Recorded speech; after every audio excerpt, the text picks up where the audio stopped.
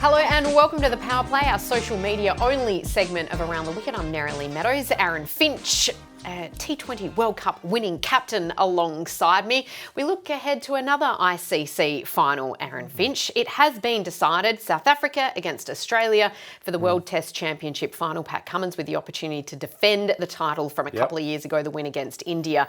Do you give South Africa any chance against the might of the Aussies? Absolutely, they've got a chance. I mean, they've got a well-rounded side. I think if you look at the conditions that they'll face at Lords, there's an opportunity. First up, Kagiso Rabada, as good as anyone that we've seen, fast bowler over the last couple of years. So he can knock over a top order in no time. So that's one big tick. If the wicket dries out, Keshav Maharaj, he's an expert left-arm orthodox spinner.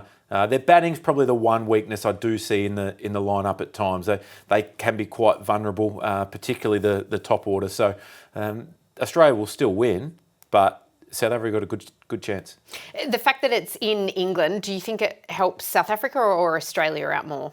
I think it doesn't make much difference, to be honest. Both teams playing in reasonably similar conditions. I mean, the wickets in Australia and South Africa have got more pace in them, so maybe that will help their top order batters. But there's Stark, Cummins, Boland, Hazelwood, whoever they decide to pick, they can exploit any conditions. Nathan Lyon, he's an expert. Steve Smith coming back into great form again. He'll have the 10,000 runs ticked off by then. So overall, it'll be a great test match. And I think the fact that it's in neutral territory, I think that says a lot. It says a couple of things. One, no one backs England to be there ever, and two, I think that it creates an environment for a great test match because you know that there'll be a result. The pertinent question, other than I'll gather myself after that England little drive-by, but the pertinent question that you brought up, whoever they pick, Scott Boland or Josh Hazelwood, because overseas Boland's numbers, he's only played the 3 tests or 4 tests, but they don't stack up quite as much as they do in Australia. What do you think they'll go with?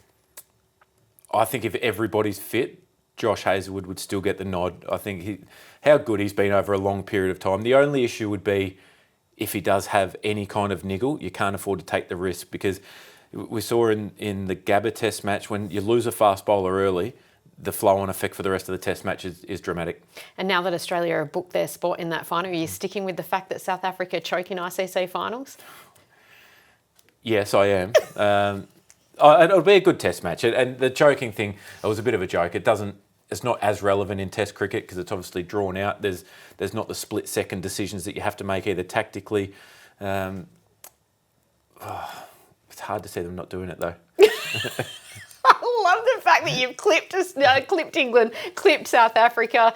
Shots fired early. Aaron Finch, thanks for your thoughts on the World Test Championship final. This has been the Power Play.